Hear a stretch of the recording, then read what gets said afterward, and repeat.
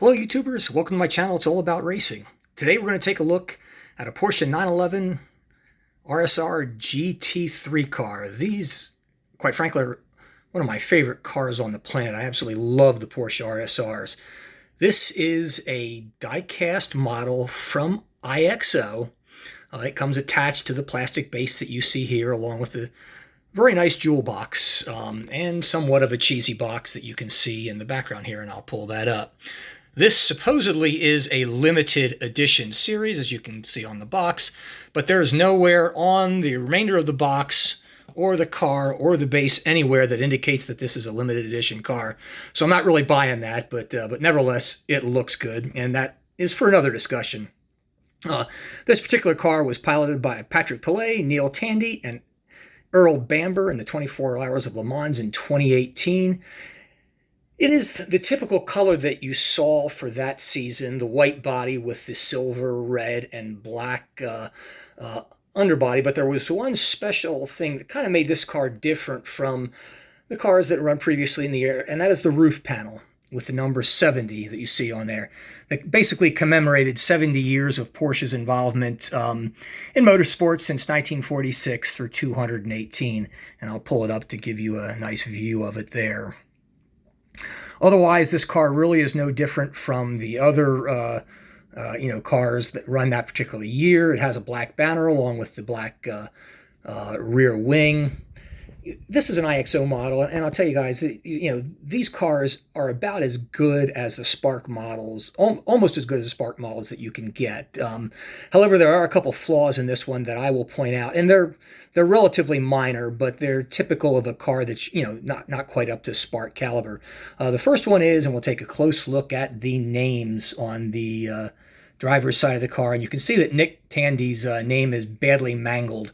Whoever put the decal on screwed it up, but it's a relatively minor thing. Other highlights are the exceptional roof details, all the antenna arrays, including the airspeed Aireon. That's that silver thing that looks like an L you see sticking up, and you see a lot of other cars. IXO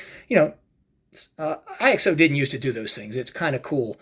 The pull tab, the red pull tab you see on the B pillar, where the air jack goes into, that's something new, and that's something that that IXO typically doesn't do either.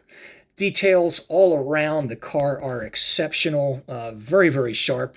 The interior details are very, very nice, even though they're kind of hard to see. Particularly in the jewel box. And I leave these cars in the jewel box, folks, because I have ruined a few of these cars making videos of them. So I'm trying to limit the number of hands that touch it, moving it around, staging it, so forth and so on. So that's why they're in the jewel box. But I think you'll get a good idea of what the cars look like regardless. And if you're thinking about purchasing one, or if you have it, you're going to really enjoy these videos.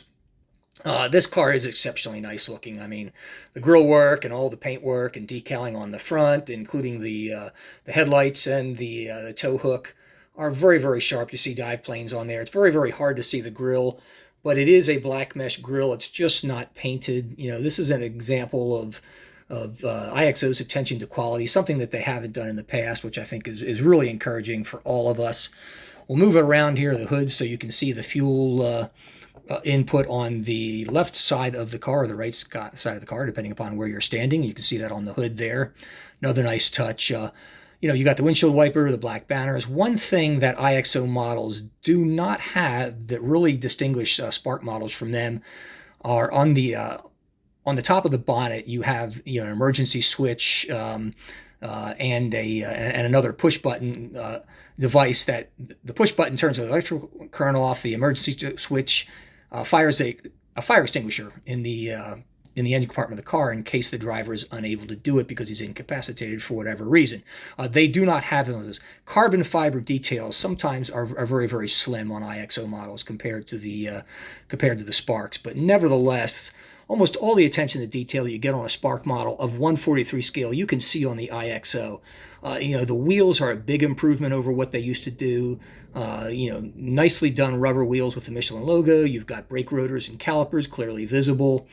The decaling for the most part is very, very good. However, on this side, just as on the other, you'll see they screwed up Earl Bamber's decal. Now, whoever was decaling this car the day that this was made was having a bad day, and they kind of screwed up my model. But quite frankly, you know, this model you can get for less than $50. A Spark model would cost you about 85 or 90. So I can live with the errors. They're not critical, but they are disappointing. Take a look at the back of the car. You see the engine compartment is covered. And bear in mind, these 911 RSRs, these are mid-engine cars.